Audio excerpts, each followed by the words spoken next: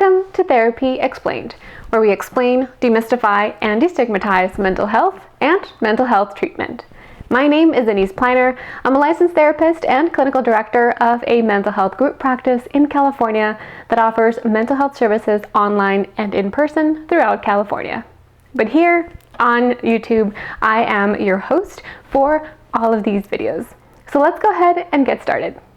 So if you've already started your therapy journey, you probably have experienced those very heavy sessions.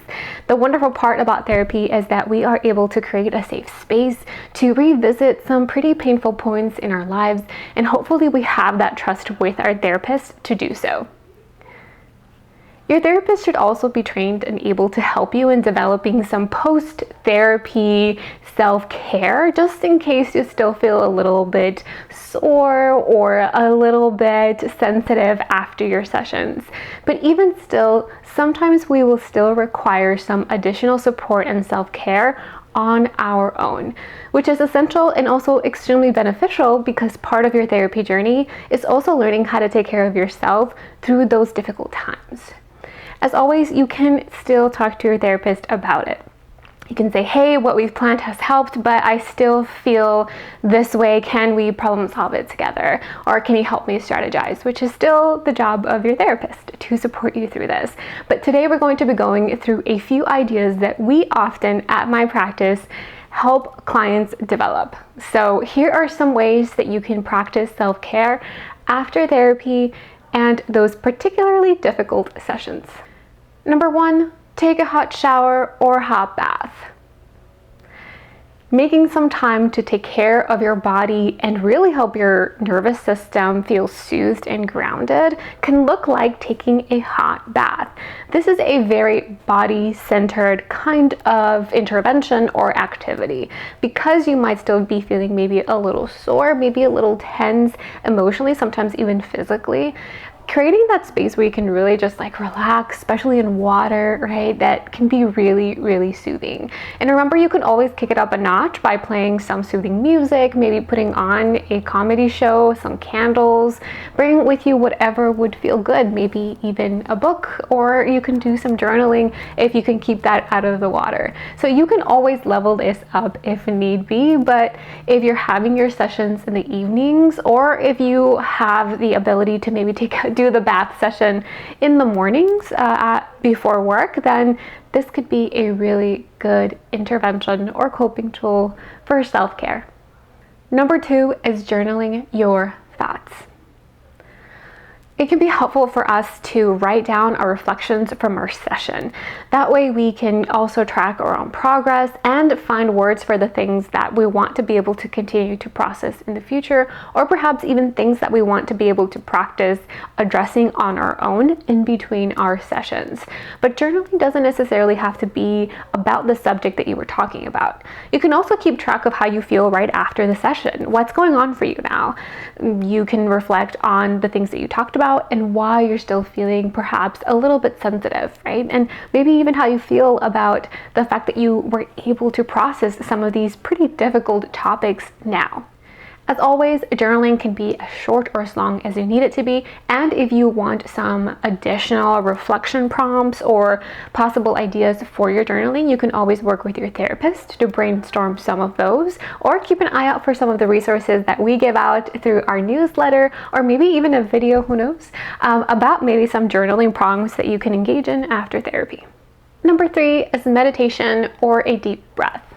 So ideally, we have a certain amount of time to be able to soothe ourselves after therapy. So if you do, you can engage in some of the other activities in this video. But if you are trying to transition from work to therapy and then back to work, or from therapy to work or another activity pretty soonish, then meditation and deep breathing can be really good coping tools that can help you feel grounded but don't necessarily take too much time.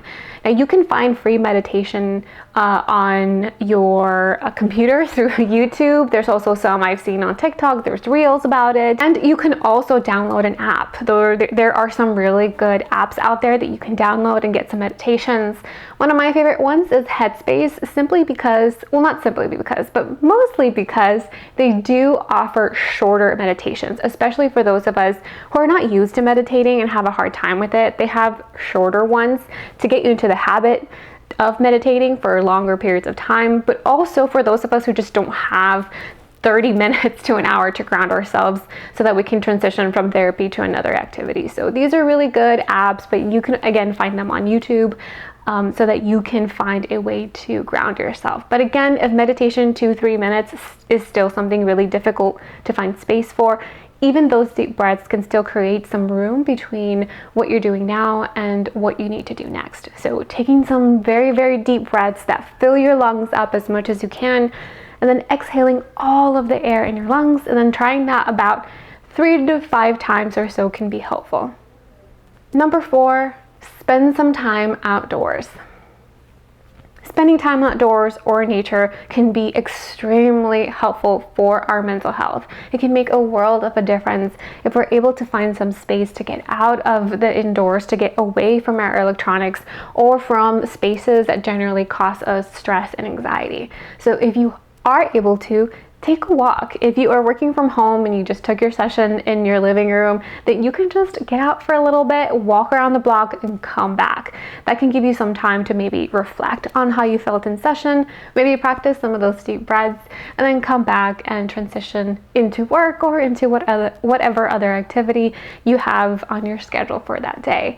But if you can also maybe schedule your therapy on the weekends, if you're able to do that, then afterwards you can go and plan a hike or go for a walk in the evening for yourself. So this can be also something that you can adjust depending on the amount of time that you have. It could be a quick walk around the block or a much longer hike if that fits you better. Number 5 is listen to music. Whatever helps you feel soothed is the right thing for you. So some people find classical music to be helpful, other people like jazz or lo-fi, or perhaps it is maybe different kinds of nature sounds, and that is okay. So whatever kind of sound that you think would help you transition, again, from therapy to your next activity is more than okay. Experiment with it a little bit. I often encourage people who are still in their journey of exploring what works to just try things. And journaling can be helpful because you can write down what you've tried, how you felt afterwards to see if it actually helped, and then you can cross out things that didn't. But again, music can be great, and you can listen to just a song or part of a song, and this can also be coupled with any other activity that you have on your list for self-care afterwards. So if you're going to go for a walk, you can still listen to music. If you're journaling, you can listen to music. If you're taking a bath, you can listen to music. So a lot of these you can combine into one, or to one really super great coping tool or self-care activity. And a bonus one really is anything you want. Whatever feels soothing to you. There's quite a few here that I didn't even list. If you like gardening, that could be something that you can do. If you would rather do some coloring, that's something that you can do. So there's so many activities out there that you can engage in to help your body feel more soothed. Some activities might be more helpful if you enjoy that self-reflection and being aware of what you've just talked about. Some of us prefer to just kind of disconnect and really focus on how our body is feeling. So experiment with these and see which one you like best, or come up with one of your own. And again, this can be done with your therapist. Let them know, hey, I want to create a self-care routine for those more difficult sessions. Let's come up with this together. And your therapist is one of the greatest sources for interventions that work for you, because your therapist knows you, knows your history and your patterns. So make sure to make use of that support system if you have it. Well, there you have it. I hope that this list was helpful to get you started. Remember that, as with all videos on this channel, I'm encouraging you to come up with what works for you. Take what feels helpful, leave behind what doesn't. The journey of therapy, of self-love, or self-care, of self-healing really is some experimentation, figuring out what feels good and letting go of what doesn't.